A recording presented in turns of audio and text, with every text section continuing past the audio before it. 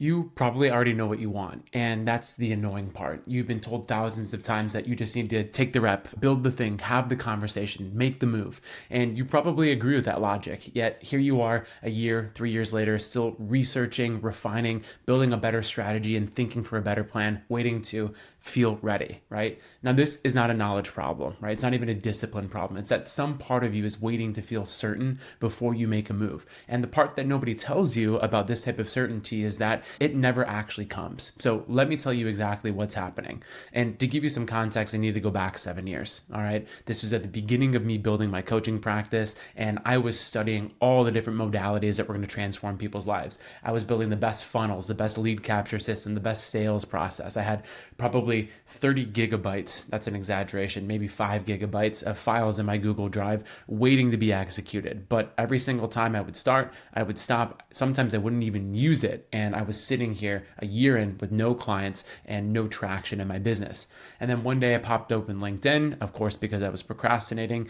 And I came across this article about a guy named Stuart Butterfield, which it's a crazy name, but he's the guy who founded Slack. And I'm reading this article about this guy, Stuart Butterfield, and he never actually intended to build Slack. He wanted to build a video game. And so he raised a bunch of money, had 40 employees, and the whole thing went bust. But what survived was the internal communication tool that they used to build the video game. And that is what sold for $28 billion and became Slack. Now, the crazy part of this is that this had already actually happened before. He tried building a video game, it went belly side up, but the image tool that they had inside the video game went on to become Flickr, and that sold to Yahoo for millions of dollars. And so this really crystallized a moment for me, because what I realized is that Stewie Butterfields, he never intended to build these things, but he was committed to seeing a process through, and success came out of it. And there was no amount of engineering he could have done to say, I'm going to fail at this company and then fail at this company, and then I'm going to make $28 billion selling Slack. There was no strategy, there was no certainty, there was no plan that he could have built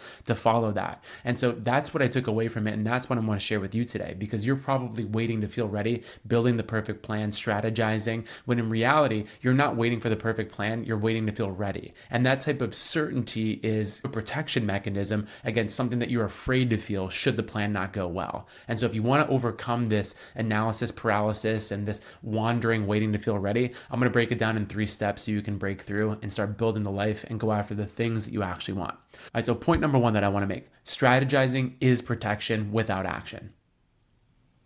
I don't like that. So point number 1, strategizing without action is protection. And to really solidify this point, to show you what I'm talking about, I want to talk about a client. So I had this client, we'll call him John, and he had just retired from his long career in finance. He had hundreds of thousands of dollars. He was 35 and wanted to build a company. That has been his big dream.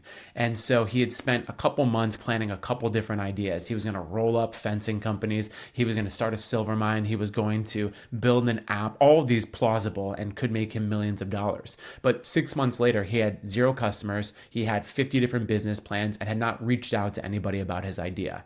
And so when we sat down, I asked him, dude, you have all these ideas. Why haven't you executed on any of them? He goes, I'm just waiting for the right idea to pop up, to think through it enough to make sure it's the right idea. And this is the trap, right? The strategizing isn't really helping you get to a decision. It's trying to keep him out of taking action that somewhere along the way might feel vulnerable and cause some type of feeling that we don't want to feel. We convince ourselves that the strategizing and the planning is helpful, but if you're not creating results, bottom line, it's not doing what it's supposed to do for you. And at the root of everybody's indecision or inability to take action is some type of emotional barrier, right? We call these protections. And so the strategizing is really the smoke and mirrors game of trying to protect you from what's actually happening underneath. And so if you're somebody who's been waiting, strategizing, building the perfect business plan, but haven't really done anything yet, the next step is not that it's unclear, it's that you're afraid to take it. And at the bottom of all of that, the protection is trying to keep you from a feeling that if you did take action,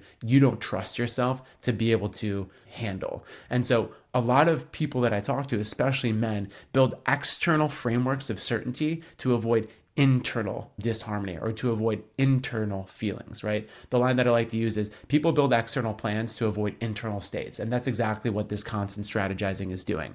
And so you might fall into that bucket. So the first point that I really want to hammer home is that if you are strategizing without doing, it is most likely protection. And seeing that pattern as protection instead of good business or strategizing appropriately is the first step into breaking free.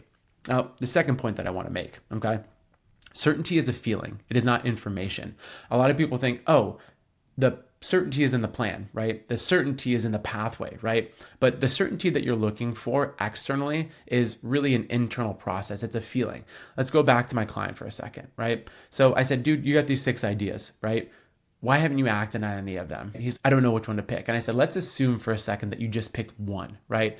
What's an action that you know you need to take to start making money? He said, I know that I need to start reaching out to people, right? Try to get some users for my product. And I said, why haven't you done that yet? And he said, I'm afraid that if I pitch it to them, they're not going to like the idea or they're going to reject me. And I said, okay, beautiful. So you want the perfect plan that ensures no rejection and that everybody says yes to you all the time. He said, yeah. I said, do you think that's possible in any plan that you could possibly choose? He said, no. I said, do you think one plan done pretty well will get you closer to the result that you want? He said, yes. So really what we're trying to avoid here is the internal state of rejection or the internal state of looking stupid. And usually it's about proving a story right to ourselves. We all have these stories in our head. And the story that he was afraid of proving right is that if somebody rejects me, it's going to prove that part of me is worthless or incompetent. And that's going to make me feel really small and unlovable, right? And so he's going to build all these beautiful business plans, waste tens of thousands of dollars, wait 10 years maybe to avoid a 30-second feeling, right? And so the thing I want to hammer home to you guys in this point is that the certainty that you're chasing is emotional. It is not logistical. There is no amount of plan that you can make that can out-engineer a feeling that you're afraid to feel. You will create all these beautiful things externally, but not be able to be at home internally, right? And so what I want you guys to take a couple minutes, and if you miss this step, you should just turn this off now and not listen to any more personal development, because this is really the whole thing, right? It all comes down to states that we're afraid to feel or don't trust ourselves to have the capacity to feel. And so I want you to think about a conversation that you've been putting off. I want you to think about a plan that you've been failing to execute on, whatever that is. I want you to think about what might happen if you take action there, right? So just think about it. Maybe you'll get rejected. Maybe it'll cause conflict. Maybe somebody will be upset with you, right? Just notice what that feels like in your body. Does it feel like tightness in your chest? Does it feel like a sinking in your belly? Just notice what that is. The next thing I want you to do is I want you to name that. What emotion would you associate that with? Is it fear? Is it pain? Whatever that might be. And what we're doing here is we're noticing, we're naming, and then we're going to learn to be with that thing. And the whole point of this game is that you need to learn to be with whatever is coming up. Not run away from it, not try to avoid it by building the best external plan, but be with whatever it is that you're afraid to be. Because if you can be with whatever you're afraid to be with, you could execute any plan like a lunatic, like your hair's on fire, and probably get a lot of success with it. That's why a lot of people who are less smart than you and less qualified than you are out there doing the things that you want to do. It's not because they have better plans than you, or they're smarter than you, or they've strategized better. It's because they're just not afraid of what might come up or what it might prove about them if they make a mistake or something bad were to happen, right?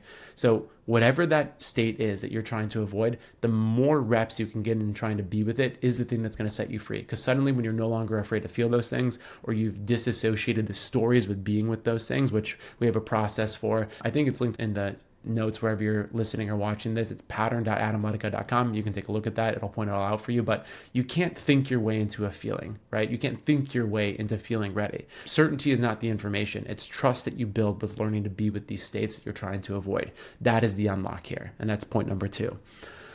Point number 3 that I want to make is that you need the reps, right? Point number 3 is you need the reps, right? So when I was working with my client, I said, we need to build reps towards exposure of places where you feel inadequate and exposed. And so the first thing that we need to do is find the smallest amount of thing that gets you the smallest amount of exposure where you can try building this skill out. And the thing about these reps is that they're not to prove your idea right or wrong or prove the information is correct or not. They're to build trust with yourself that you can handle situations like this in increasing capacities. Most people try and get it right before they're ready, right? Or I don't want to use the word ready because we're dismantling the word ready, but most people want to try and test the system before they build a foundation, right?